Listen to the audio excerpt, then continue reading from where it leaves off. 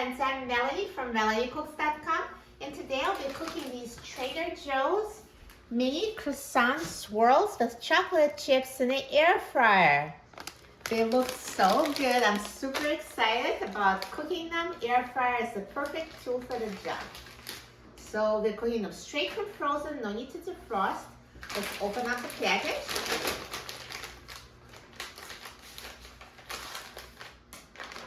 And now let's put them in the air fryer basket in a single layer.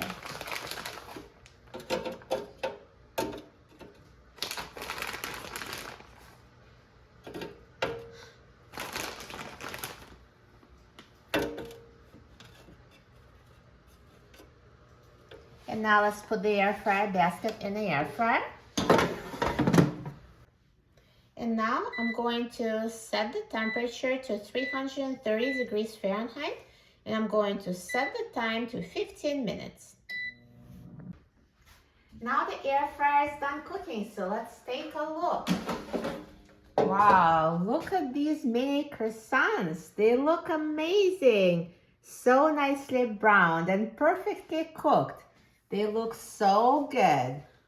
Now, you can try one, and if it's not cooked inside, you can put them back in the air fryer for a few more minutes because all air fryers cook differently.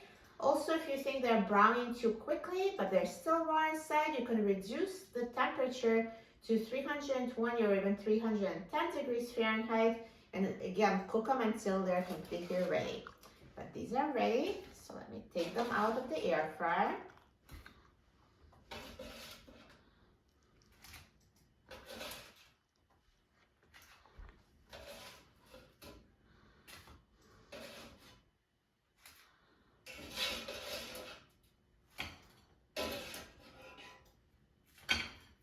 Perfect.